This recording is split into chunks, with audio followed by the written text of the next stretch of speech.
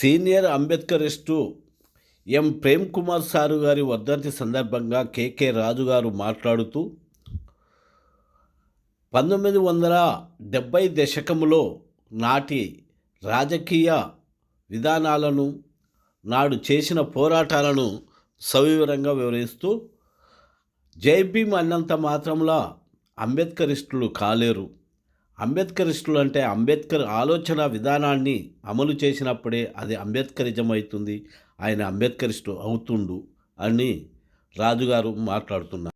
నాడు దళిత ఉద్యమకారులు కూడా బాంబులు పెట్టి పేల్చేస్తామని గవర్నమెంట్ వాళ్లకు ఆర్డర్ ఇవ్వటం జరిగినది. అంటే బాంబుల సంస్కృతి ఆ రోజు దళిత ఉద్యమాలకు ఎంత అనుసంధంగా ఉన్నదో అర్థం చేసుకోవచ్చు.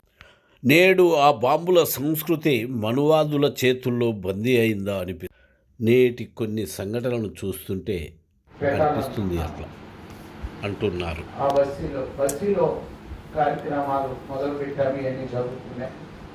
గోకుల్ నాగరెడ్డం, మన శంకర్ గారు చిన్నోడు 10th క్లాస్ చదువుతున్నాడు.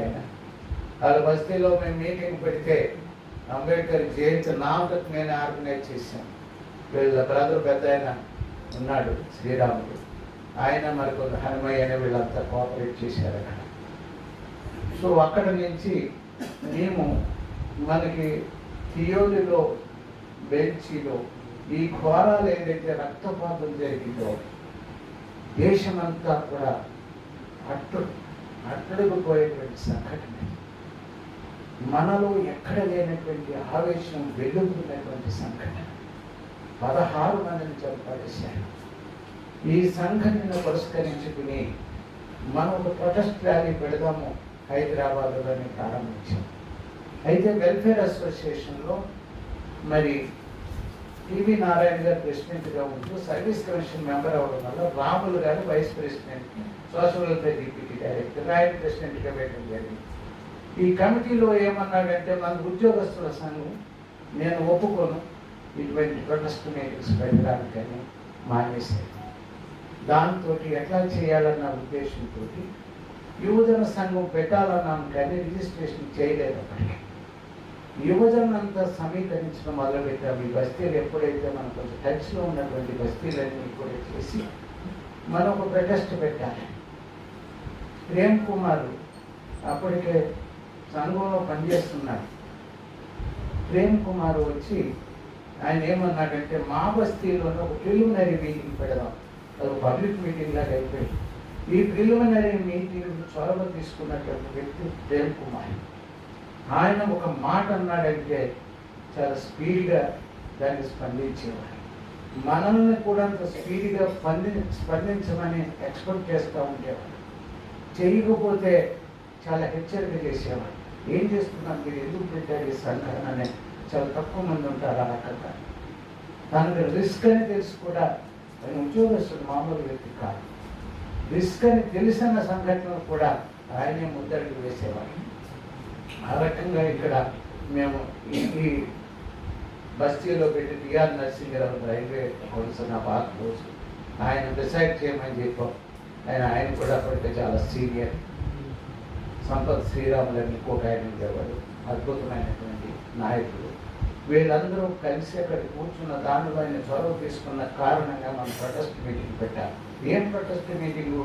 మాకు స్వతంత్రం రాలేదు, దేశానికి స్వతంత్రం వచ్చింది కానీ అగ్రకులాలకు స్వతంత్రం వచ్చింది, ధనవంతులకి స్వతంత్రం వచ్చింది, భూస్వాములకి స్వతంత్రం వచ్చింది, మాకు స్వతంత్రం రాలేదు, ఇంకా బానిసలుగానే జీవిస్తున్నాం ఈ భారతదేశంలోని ఒక ప్రొటెస్ట్ స్లోగన్ తోటి డిసైడ్ చేసి ప్రొటెస్ట్ జరిగింది, లాఠీ చార్జీ జరిగింది. ఇదంతా మనకు తెలుసు. అందరికీ మీద మిత్రులు చెప్పారు, నన్ను కొట్టారు. అందరికంటే ఎక్కువ పాపం పరిగెట్టలేనటువంటి తిరుపతి గారిని చెరుకుబారి రక్తం గారిపోయి, ఎందుకంటే ఆయన కదలడం లేదు, చాలా పెద్ద ఆయన, చాలా పెద్ద వయసు, కదలలేనటువంటి పరిస్థితి, నడవలేకపోతున్నాడు. ఆయన బాగా చెరుకుబారారు, చాలా మంది దెబ్బలు తిన్నారు. అసలు ఉద్యమం అంటే ఏంటో అదే ఆరంభం అన్నమాట. ఈ ఆరంభానికి ధైర్య సాహసాలతో ముందుకొచ్చి యువజన సంఘం తరఫున నడిపించినటువంటి వ్యక్తి మరి ప్రేమ్ కుమార్. అందువల్ల ప్రేమ్ కుమార్ ఈ రాష్ట్రంలో యువతకి స్ఫూర్తి ఇచ్చినటువంటి వ్యక్తి. అంబేద్కర్ స్ఫూర్తి కాదు, దాని ఆచరణలో పెట్టే ఉద్యమ స్ఫూర్తి ఇచ్చినటువంటి వ్యక్తిగా మిగిలిపోతాయి. అలాగా అనేక సంఘటనలు నేను చెప్పుకుంటా పోవచ్చు, కానీ ఇవన్నీ మరి కాకుండా ఇక ఇంకొక సంఘటన చెప్పి నేను ముగిస్తాను. ఇందులో చాలా రాశారు, కొన్ని రాయనటువంటివి ఉన్నాయి. ఇందాక ప్యాంప్లెట్ ఒకటి ఇచ్చాను. అందులో రాయనటువంటిది ఏమంటే అంబేద్కర్ సినిమా ఎటెన్బర్గ్ అని ఇంగ్లీష్ సినిమా తీశారు, గాంధీ సినిమా. ఈ గాంధీ సినిమా రిలీజ్ అయింది ఇక్కడ. ఒకటేమో సంగీత్ సికింద్రాబాద్లోను, ఇంకొకటేమో ఇక్కడ మన కాచిగూడ చౌరస్తా పరమేశ్వర్ ఇక్కడ రిలీజ్ అయింది. అయితే ఈ 2 థియేటర్ల దగ్గర కూడా మనం ప్రొటెస్ట్ చేయాలని 2 థియేటర్ల దగ్గర ప్రొటెస్ట్ చేయడానికి ముందుగానే చొరవ తీసుకున్నటువంటి వ్యక్తి. ఇంకా మేము ఆలోచిస్తున్నాం, చేయాలా వద్దా, ఏం చేయాలి, ఎట్లా చేయాలి. ఆయన ఆలోచన కార్యాచరణ 2 ఒకసారి జరిగిపోతాయి.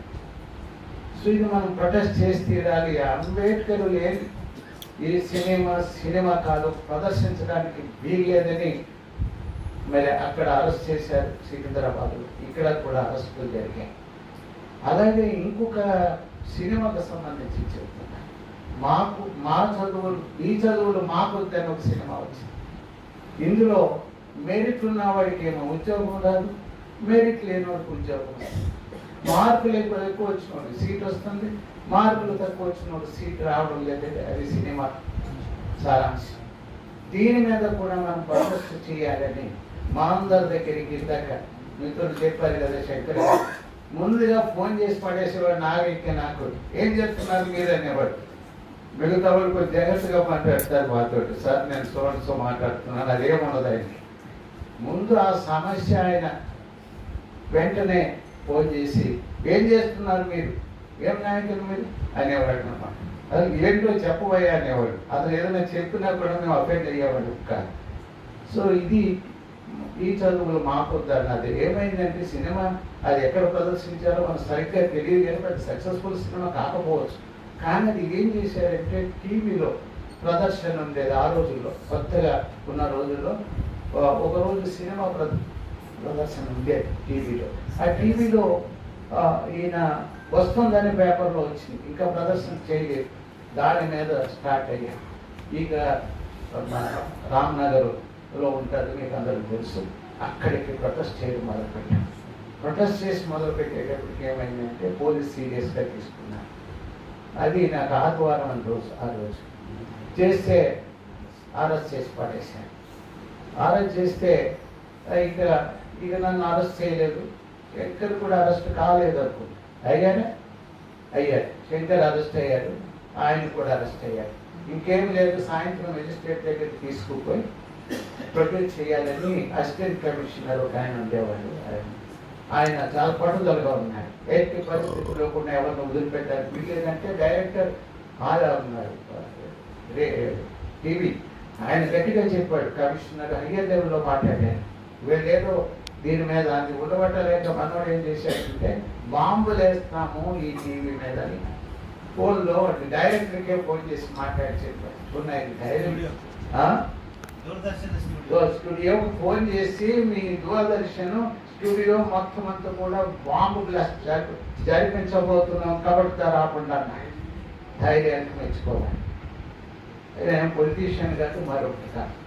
సరే, వెంటనే వాళ్ళు చాలా పకడబందీగా ఇదంతా ఆర్గనైజ్ చేశారు కాబట్టి ఇక నాకు వెంటనే అప్పుడు భాస్కర్ రావు గారు ఉండేవారు, ఆయన కమిషనర్ గారు, నాకు బాగా క్లోజ్ ఫ్రెండ్ ఆయన.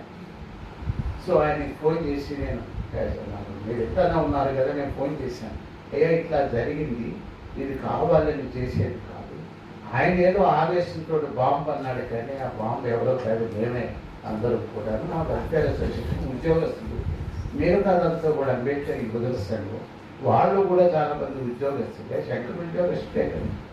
అంబేద్కర్ యువజన సంఘానికి సెక్రటరీగా ఉన్నాను ఆ రోజుల్లో. పద్మారావు ఉన్నారు. వీళ్ళంతా ఉద్యోగస్తులే, వీళ్ళంతా కూడా బాంబులు వేసే మనుషులు కాదు, నక్సలైట్స్ కాదు అని నేను చెప్పగానే నా మాటలు నమ్మాడు కాబట్టి అసిస్టెంట్ కమిషనర్ ఫోన్ చేసి వాళ్ళకి తెలియమని చెప్పాను.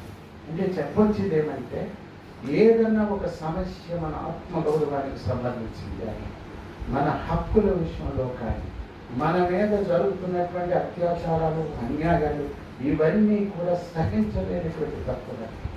రెండవది అంబేద్కర్ స్ఫూర్తి తీసుకున్నాను. ఈ రోజు మనం ఏమంటున్నామంటే అంబేద్కర్ వాది అని అంటున్నాం, అలాగే జై భీమ్ అంటున్నాం. అంబేద్కర్ వాది అంటే ఎవరయ్యా అంబేద్కర్ వాది? అంబేద్కర్ బాగా చదివినాడైనా అంబేద్కర్ వాది. అంబేద్కర్ PhD తీసుకుంటే అంబేద్కర్ వాదా? అంబేద్కర్ యొక్క సిద్ధాంతాన్ని, పోరాట సిద్ధాంతాన్ని మనం ముఖ్యంగా దాన్ని ఆచరణలో పెట్టిన వాళ్ళే నిజమైన అంబేద్కర్ వాదమైన.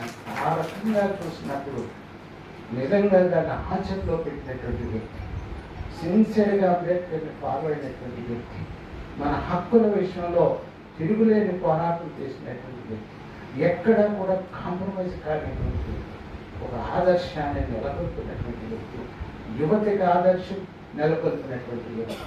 మేము ఎంతున్నప్పటికీ కూడా అంబేద్కర్ సిద్ధాంతాన్ని ఒక సిద్ధాంతం బట్టి దాంట్లోనే ముగిస్తాం. ఎందుకు అంబేద్కర్ యువత